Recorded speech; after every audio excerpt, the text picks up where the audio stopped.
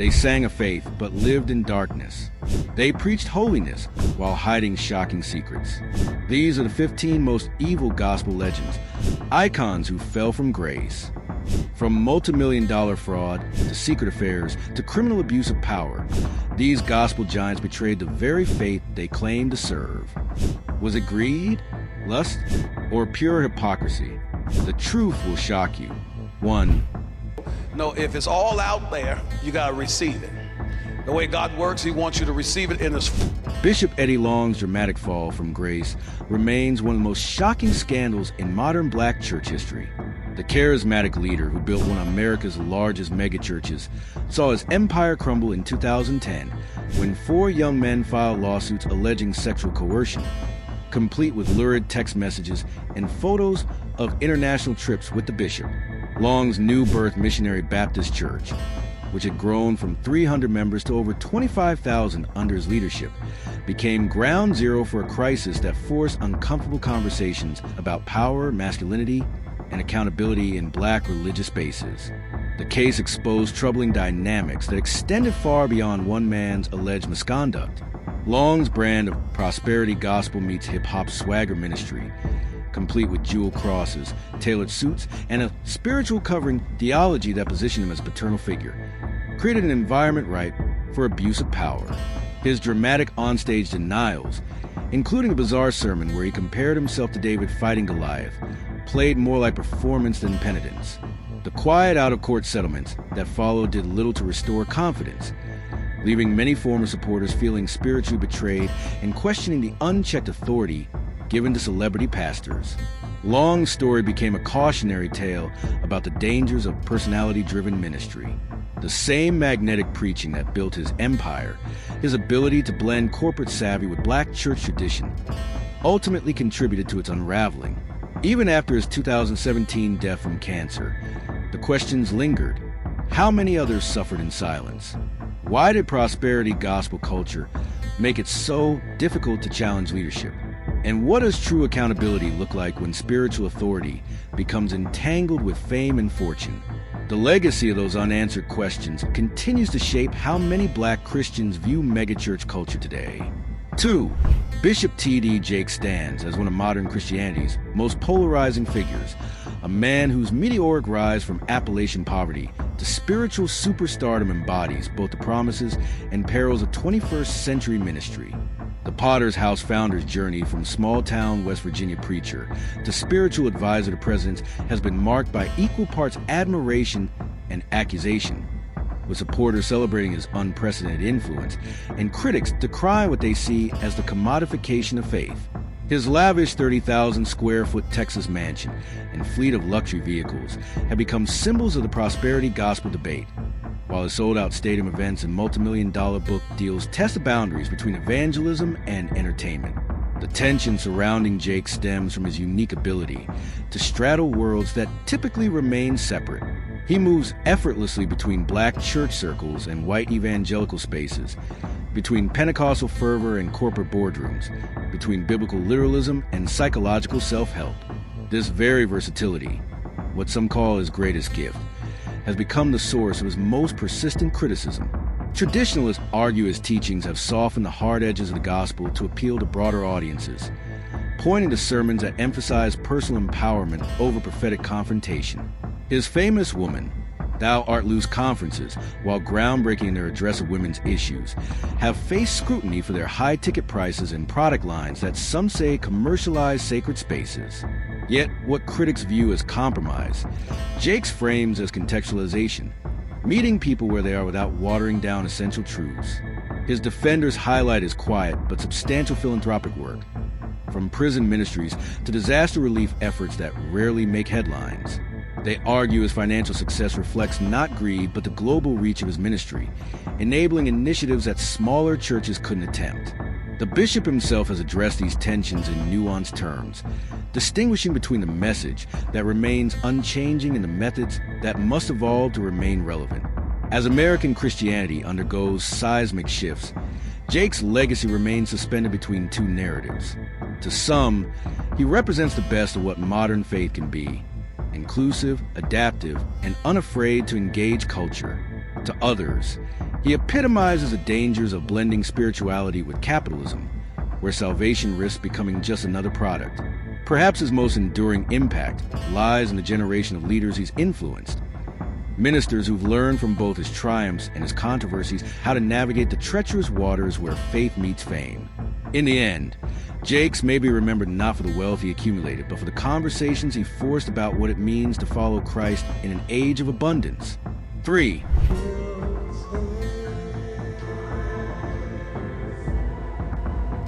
James Cleveland's legacy is a complex tapestry of musical genius and human frailty, a story where the sacred and the scandalous intertwine. The man hailed as a king of gospel music, left behind a catalog of timeless anthems that defined the sound of black worship for generations. Yet his final years were shadowed by controversies that forced the church to confront uncomfortable truths about its icons. The financial and legal battles that marked Cleveland's later life revealed the pitfalls of gospel music's transition from humble ministry to big business. Lawsuits over unpaid royalties and mismanaged choir funds exposed systemic issues in how black artists were compensated, or often uncompensated, for their work. Even more troubling were the posthumous allegations of sexual misconduct, which cast a long shadow over his mentorship of young musicians. These scandals forced fans to wrestle with the painful duality of a man whose music lifted souls while his actions, in some cases, wounded them. Yet Cleveland's influence remains inescapable. His raspy, preacher-like delivery and innovative choral arrangements became the blueprint for modern gospel, shaping everyone from the Clark sisters to Kirk Franklin. The Gospel Music Workshop of America, which he founded, still nurtures new talent, ensuring his pedagogical legacy endures even as his personal reputation remains contested. In the end, Cleveland's story mirrors gospel music itself, a blend of the divine and the deeply human. His music continues to inspire worship, not because he was perfect, but because the truth in his art transcends the flaws of its creator. His life asks us a difficult but necessary question. Can we honor the gift while acknowledging the brokenness of the giver? For better or worse, gospel music has answered with a hesitant yes, holding space for both reverence and reckoning. For thing I hold, you look into my heart. Marvin Sapp's journey through grief and new love became as public as his music, stirring both compassion and controversy among fans who have followed his career for decades. When his first wife, Melinda, passed away in 2015 after a battle with colon cancer, the gospel community mourned alongside him, finding solace in the same songs that had once comforted them. But when he announced his engagement just 3 years later, the tone shifted. What some saw as a natural step forward, others viewed as a betrayal, as if grief had a timeline and he had moved too fast. The whispers grew louder when he remarried in 2019, with critics suggesting he hadn't honored Melinda's memory, as though love after loss was something to be measured rather than lived. The weight of public expectation pressed down harder on him than most, revealing the unspoken rules gospel artists seem bound by. Pastors and musicians often exist in a space where their personal lives are treated as extensions of their ministry, their choices scrutinized like scripture. Marvin, who had spent years offering hope through his music, now found himself on the receiving end of judgment, his healing process dissected by those who felt entitled to an opinion. Supporters pushed back, arguing that no one outside his family could truly understand his heart. That grief isn't linear, and joy isn't something to be earned on others' terms. Yet the damage was done, the conversation shifting from celebration to suspicion. What made the backlash so jarring was the disconnect between the man and the myth. Marvin had never claimed to be perfect. His music often spoke of struggle, survival, and leaning on faith when the road got hard. But somewhere along the way, fans had conflated the artist with the art, expecting his life to mirror the resolve of his lyrics. When he didn't meet those impossible standards, the disappointment felt personal, as though he'd broken an unspoken contract. His later music hinted at the toll it took, the lyrics more introspective, the delivery heavier with experience. The same voice that once declared never would have made it now carried the weight of having lived it. Not just the loss, but the judgment that followed. In the end, the controversy said less about Marvin Sapp and more about the culture that raised him up only to question his every step. Gospel music at its best is about real people navigating real pain and joy. Yet the audience often demands its heroes stay frozen in time, untouched by the complexities of being human. Marvin's story became a mirror, reflecting the tension between the pedestal and the person, between the artist who inspires and the man who, like anyone else, is simply trying to find his way forward. The music remains a testament not to perfection, but to the messy, beautiful act of surviving in the spotlight. 5. My world needs you right. That's why I'm not ashamed to say. Kirk Franklin has spent his career walking a tightrope between innovation and tradition, often catching flack from both sides. His fusion of gospel with hip-hop beats, R&B grooves, and pop sensibilities revolutionized the genre, but also drew sharp criticism from purists who felt he was watering down the message. When he brought gospel choirs to collaborate with secular megastars, some saw it as groundbreaking evangelism, while others called it sacrilegious compromise.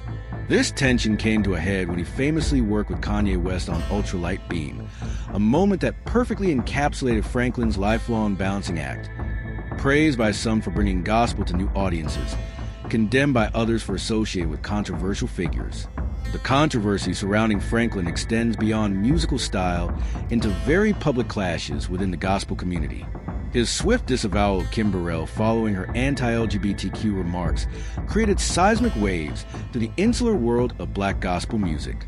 While many applauded his stance, it exposed deep generational and ideological divides in the church. Traditionalists accused him of abandoning a sister in Christ for worldly approval, while progressives saw it as a courageous stand for inclusion. These battles reveal the impossible position of modern gospel artists, expected to maintain theological purity while navigating an increasingly complex social landscape. Franklin's personal struggles have played out just as publicly as his professional ones. His candid admissions about marital infidelity and family troubles shattered the illusion of the perfect Christian celebrity, making him relatable to some and disappointing to others. In his memoir and interviews, he's peeled back the curtain on the pressures of maintaining a spotless image while dealing with very human failures. This vulnerability has been both refreshing and polarizing. Some see it as healthy honesty that breaks down harmful perfectionism, while others argue it sets a poor example for the faithful. Through all the debates and dust-ups, Franklin's influence remains undeniable. He's brought gospel music to audiences that traditional choirs could never reach, proving that holy messages don't require old-fashioned packaging. The very controversy surrounding his career raised profound questions about what gospel music should be in the 21st century, whether it's meant to comfort the faithful or challenge them, to preserve tradition or push boundaries. 6. Say, I gotta call my mother. Kim Burrell's fall from grace was as swift as it was dramatic, exposing the tightrope gospel artist's walk between faith and cultural progress. The powerhouse vocalist, whose soaring runs had graced countless church services and earned collaborations with stars like Pharrell Williams, saw her career implode overnight after a 2016 sermon condemning homosexuality went viral. In the blistering clip, Burrell's fiery rhetoric crossed from traditional biblical interpretation into what many heard as outright hate speech, triggering an industry-wide backlash that couldn't be undone by later half-hearted apologies. The consequences came crashing down with brutal efficiency. Her scheduled performance on The Ellen Show vanished from the schedule. Pharrell Williams, who had featured her prominently on his Grammy-nominated Saturday Night Love track, swiftly cut ties and canceled their planned performances together. Music festivals scrubbed her name from lineups, and the gospel community found itself embroiled in heated debates about where doctrinal conviction ends and harmful rhetoric begins. What made the situation particularly jarring was how quickly the industry that had celebrated her immense talent now turned away, a stark lesson in how social media amplifies both artistry and controversy. Burrell's predicament laid bare the generational fault lines running through black gospel music. While older congregants often defended her right to preach biblical teachings, younger fans and artists, including Kirk Franklin, recoiled at language they saw as contributing to real-world harm against LGBTQ+ individuals, many of whom grew up in the very churches that rejected them. This tension between traditional values and evolving social consciousness continues to reshape gospel music, with Burrell's case serving as a cautionary tale about the price of clinging too tightly to outdated expressions of faith. Though she still performs at some churches and maintains a loyal following, Burrell's mainstream moment appears to have passed. Her story remains a potent reminder of how quickly cultural tides can turn, and how artists who fail to read the room risk being left behind. 7. Whatever you're going through, I need you to say. Juanita Bynum's journey through the peaks and valleys of ministry fame reveals the fragile nature of spiritual celebrity. She burst onto the scene as a dynamic voice for women's empowerment, her No More Sheets message about sexual purity resonating powerfully with church women across generations. The striking image of her in white garments, preaching deliverance with fiery conviction, made her a sought-after conference speaker and best-selling author. But the very intensity that made her message compelling would later contribute to her dramatic unraveling, proving how quickly the line between revered prophetess and tabloid subject can blur.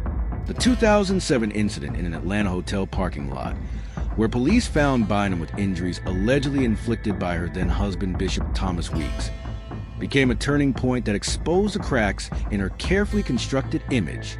What was meant to be a private marital dispute became public spectacle, complete with leaked police reports and courtroom drama. Followers who had looked to her as a model of holy living now saw their mentor embroiled in the kind of messy scandal she had once preached against.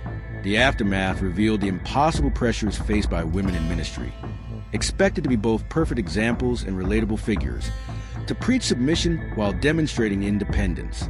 Bynum's attempt to rebuild her ministry took several controversial turns that further alienated parts of her base. Her pivot to prosperity teachings, complete with high-priced prophetic oils and financial blessing packages, struck many as opportunistic rather than anointed. The dissonance grew starker when bankruptcy filings revealed her own financial struggles, while she continued to solicit large donations from followers. These contradictions became emblematic of broader tensions within charismatic Christianity, where the line between faith and exploitation often depends on who's drawing it. Today, Bynum's legacy exists in the complicated space between pioneer and cautionary tale.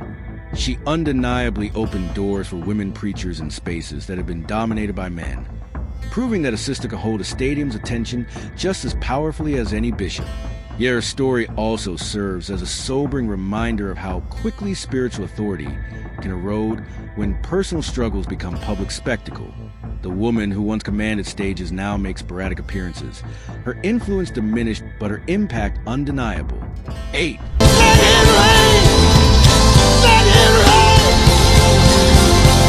Paul Morton's transition from gospel luminary to Baptist bishop created ripples of discontent that still resonate through the gospel music community.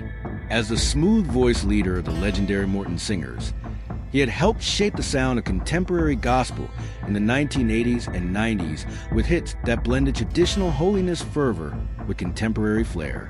When he left the music scene to assume leadership of a Baptist denomination, many fans felt a profound sense of betrayal, as if their favorite musical shepherd had abandoned the flock. The sting was particularly sharp because Morton's ministry through music had felt so authentic. His departure made some wonder if the anointing they'd felt in his songs had just been performance all along. The criticism Morton faced revealed an unspoken expectation in black sacred music circles that gospel artists owe their gifts to the genre in perpetuity. Detractors framed his move as crossing over in the worst way, trading the immediacy of musical ministry for prestige of denominational hierarchy. What these critiques overlooked was Morton's consistent testimony that his calling to pastoral leadership predated even his music career. In interviews, he described his musical season as preparation rather than destiny, a perspective that collided with fans' emotional investment in his artistic identity. The tension highlighted how audiences often conflate messengers with their messages, struggling when the vessel changes course. Morton's story also exposed the complex relationship between gospel music and the black church's institutional structures. While the music born from the church often outshines the Sunday morning institutions that birthed it, Morton's pivot reminded everyone which tradition held ultimate authority in his worldview. His subsequent decades as a bishop have proven his leadership bona fides, yet some still greet his occasional musical reappearances with mixed feelings, warmed by the familiar voice but cooled by memories of what they perceived as abandonment. In retrospect, Morton's journey mirrors a dilemma many black church artists face when their gifts open unexpected doors. The same musical anointing that made him beloved became the yardstick by which his later choices were judged. 9. Crying out to you. Yolanda Adams' graceful straddling of sacred and secular worlds has made her one of gospel music's most revered and occasionally debated figures. The Grammy-winning vocalist with a velvet-wrapped-in steel voice faced quiet grumbling from purists when she began appearing regularly on mainstream talk shows, hosting her own syndicated radio program, and collaborating with jazz and R&B artists. To some traditionalists, these moves felt like dangerous drift toward compromise, as if her elegant pantsuits and polished television persona signaled some dilution of her gospel essence. The criticism often carried unspoken questions about authenticity. Can someone truly represent the gospel while smiling on morning TV next to secular celebrities? What these critiques missed was Adams' strategic brilliance in using mainstream platforms as pulpit extensions.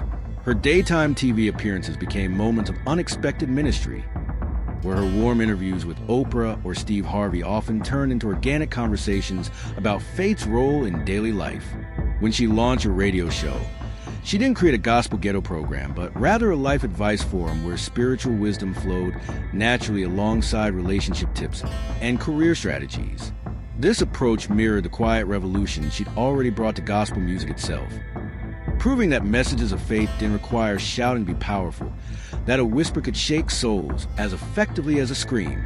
The tension around Adams' career choices reveals the double bind facing black female gospel artists. Where male colleagues like Kirk Franklin get praise for expanding the reach of gospel through secular collaborations, women often face harsher scrutiny for similar moves. Adams navigated this with characteristic poise, never defensive about her choices, but clear that her foundation remained unshaken. Her 2005 Christmas album with symphony orchestras and jazz inflections drew some side-eye from traditionalists, even as it introduced her music to new audiences. Yet through every crossover moment, she maintained theological substance, proving that accessibility needn't mean dilution. Today, Adams stands as a case study in how to evolve without eroding. The same woman who can deliver a gut-wrenching "The Battle is the Lord's" on Sunday morning can discuss parenting struggles on The Real talk show by Tuesday without missing a beat. Her career answers a persistent question plaguing gospel artists. How do you stay rooted while reaching new ears? Adams' solution, being unapologetically herself in every space, has shown that the gospel needs neither ghettoization nor compromise to thrive. 10.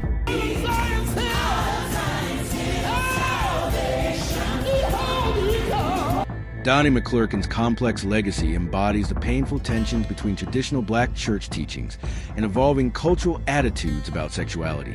The Grammy-winning gospel veteran, whose soaring vocals on classics like Stand and We Fall Down made him a worship leader for generations, became embroiled in controversy when he began publicly testify about being delivered from homosexuality. His 2002 interview on the Tom Joyner Morning Show, where he described same-sex attraction as a curse that could be broken through prayer, sparked immediate backlash, particularly when he doubled down during a stint as a judge on BET's Sunday Best.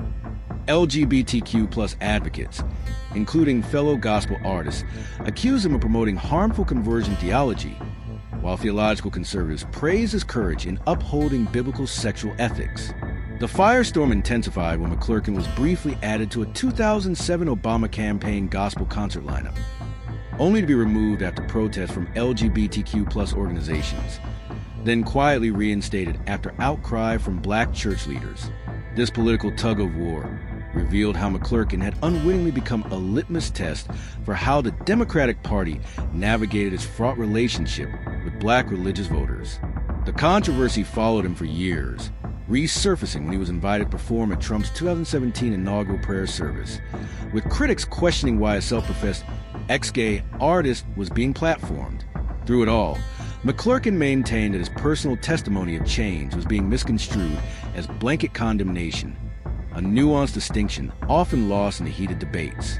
What makes McClurkin's case particularly thorny is how it intersects with his own history of childhood sexual abuse, which he's openly credited as shaping his early same-sex experiences. His narrative of overcoming trauma through faith resonates deeply with many in the Black church who see sexual orientation as mutable rather than innate, a perspective increasingly at odds with mainstream LGBTQ+ advocacy. This collision of personal testimony, theological conviction, and psychological understanding has left McClurkin occupying an uncomfortable middle ground.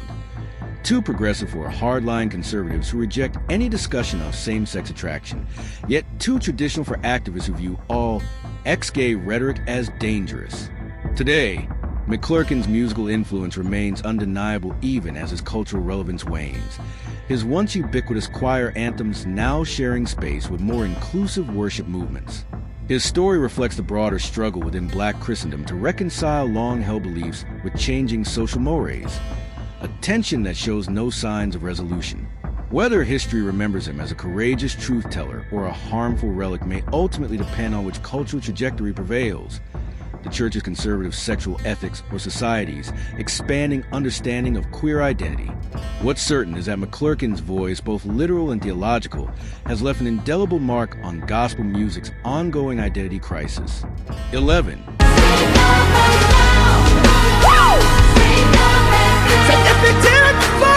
Tye Tribbett's journey through personal turmoil and public scrutiny reveals the unrelenting pressure gospel artists face when their private lives collide with spiritual expectations. The high-energy choir director, known for electrifying performances in hits like Victory and Bless the Lord, saw his squeaky clean image fracture when news broke of his 2014 divorce from his first wife, a split that came just as his career was reaching new heights. For fans who had viewed the Tribbetts as the ideal gospel power couple, their unraveling felt like a personal betrayal, exposing the uncomfortable truth that anointed artistry doesn't guarantee marital perfection. The whispers grew louder when Tribbett remarried in 2016, with some traditionalists accusing him of violating biblical principles about divorce, while others quietly questioned whether his ministry could maintain its authority. What made Tribbett's situation particularly combustible was how it played out against gospel music's complicated history with divorce. Unlike secular celebrities whose relationship drama might earn tabloid sympathy, gospel artists are often held to impossible standards, expected to model flawless Christian living, while creating art born from very human struggles. Tribbett's transparent preaching about his failures, including admissions of personal shortcomings that contributed to his first marriage's collapse, resonated with some as refreshing honesty, but struck others as oversharing.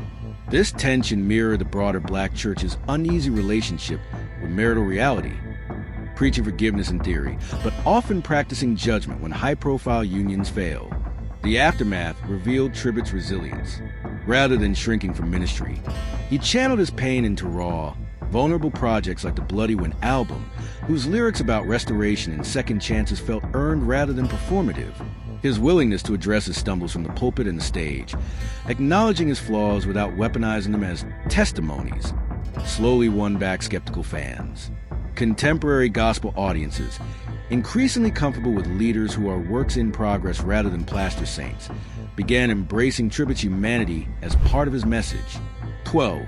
Vicki Winans' decades-long career has been a masterclass in walking the tightrope between unapologetic authenticity and gospel music's often unspoken rules of decorum. The legendary vocalist, whose melismatic runs and vibrant stage presence made classics like We Shall Behold Him timeless, has equally made headlines for her unfiltered personality as for her musical gifts. Her penchant for extravagant outfits, from sequin gowns to feather headdresses, drew side-eye from traditionalists who felt such flamboyance clashed with pulpit propriety. Yet Winans wore her glitter like armor, challenging the notion that holiness must be plain. Her very aesthetic rebuke to the idea that women of faith shouldn't take up space or shine boldly. The Detroit songstress raised more eyebrows with her razor-sharp tongue, whether playfully roasting fellow artists in interviews or clapping back at critics on social media. Her 2010 gospel comedy album, How I Got Over, featuring tracks like The Church House Gossip, delighted fans with its truthful humor but unsettled church purists who felt it veered too close to sacrilege. Winans seemed to relish these tensions, using humor to expose hypocrisies within church culture even as she remained one of its most celebrated voices. This balancing act revealed her deeper understanding that gospel music has always contained multitudes, from Mahalia Jackson's solemn reverence to the Clark sisters' playful sanctified sass. Winans' most polarizing moments often came when defending family against industry slights. Her fiery 2013 Facebook rant against copycat artists, widely interpreted as targeting younger gospel stars, sparked debates about artistic integrity versus mentorship, where some saw bitterness. Others recognized a matriarch protecting a legacy built alongside her ex-husband Marvin in the Winans dynasty. Her willingness to speak bluntly about industry politics, money struggles, and the price of longevity made her a rare transparent voice in a genre that often prefers polished piety over real talk. 13. Fred Hammond's journey through personal turmoil and public judgment reveals the heavy burden gospel artists carry when their private lives don't align with the perfect image expected of them.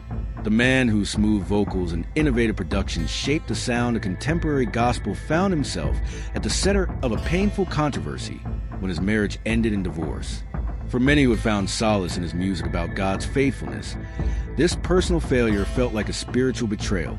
Exposing the uncomfortable gap between the art and the artist, the backlash Hammond faced went beyond typical celebrity gossip. It struck at the heart of black church culture's complicated relationship with divorce. Where secular artists might receive sympathy for relationship struggles, gospel figures are often held to impossible standards, their personal lives treated as extensions of their ministry. Hammond's situation became a lightning rod for debates about whether someone who couldn't keep their own marriage together could still credibly sing about God's power to sustain relationships. The criticism grew even louder when he eventually remarried, with some traditionalists accusing him of violating scriptural principles. What made this period particularly poignant was how Hammond channeled his pain into his art. His post-divorce music took on a rawer, more vulnerable quality, with lyrics that acknowledged brokenness while still declaring faith. This authenticity resonated with many listeners who themselves had experienced failure, creating a deeper connection even as it alienated some purists. Hammond's willingness to be transparent about his struggles, without using them as a marketing tool, demonstrated a maturity that ultimately strengthened his ministry. Years later, Hammond's legacy illustrates an important truth about gospel music and its messengers. The power of the genre has never come from perfect people, but from honest expressions of faith through both triumph and failure. His story challenges a church to extend to its artists the same grace their music so powerfully proclaims. In a culture that often conflates anointing with perfection, Hammond's continued influence serves as a testament to the fact that God can use broken vessels, perhaps especially broken vessels, to deliver healing to others. 14. Andraé Crouch spent his career weathering the storm of criticism that comes with being a musical pioneer ahead of his time. The legendary gospel artist whose compositions like My Tribute and Soon and Very Soon became global anthems faces harshest criticism not from secular audiences but from within the church itself. Traditionalists bristle when he swapped pipe organs for electric keyboards, when his choir robes gave way to contemporary suits, and especially when his recordings began featuring the same studio musicians who played on pop hits.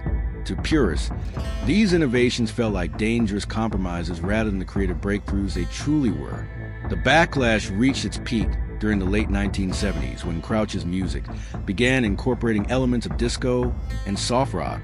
Church mothers clutched their pearls as young people actually danced to gospel music, while radio programmers didn't know whether to file his records under sacred or secular. His work with mainstream artists like Quincy Jones and Diana Ross only fueled the criticism, with some accusing him of chasing fame rather than maintaining the sanctity of gospel music. What these critics failed to understand was Crouch's fundamental belief that the message mattered more than the musical packaging, that the power of the gospel could sanctify any musical form it inhabited. History has vindicated Crouch's approach in the most profound way possible. The very musical innovations that once drew criticism became the foundation for contemporary gospel and Christian music as we know it today. His willingness to bridge the sacred and secular worlds created opportunities for generations of artists who followed, from Take 6 to Kirk Franklin.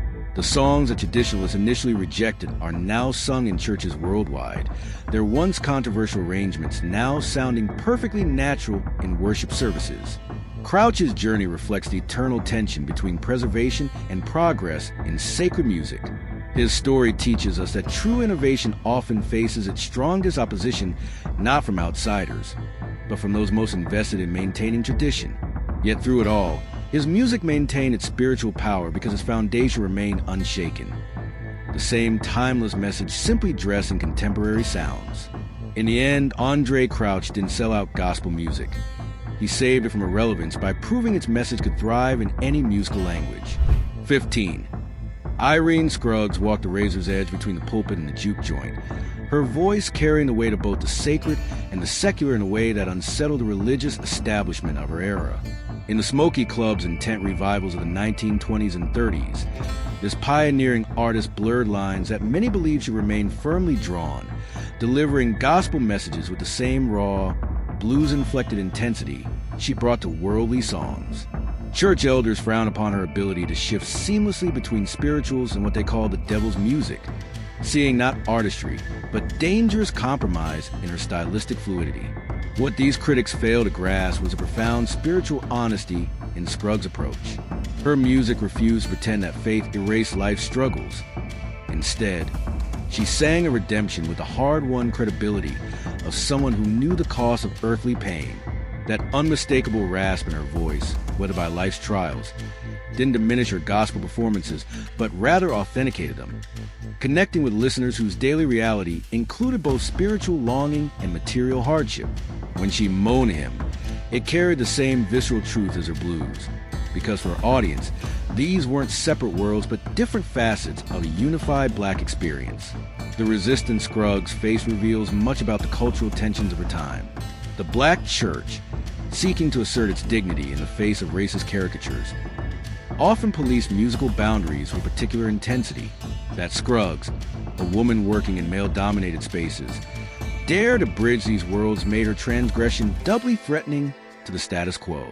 Yet her persistence helped normalize the idea that sacred music didn't require sanitized delivery, paving the way for the gospel blues fusion that would later define legends like Mahalia Jackson and Sister Rosetta Tharpe.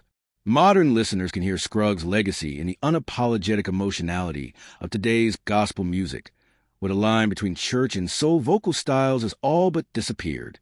Her story stands as a testament to the truth that the Spirit moves as powerfully through real human experience as through doctrinal purity, and that sometimes the most anointed music comes from those brave enough to sing between the categories.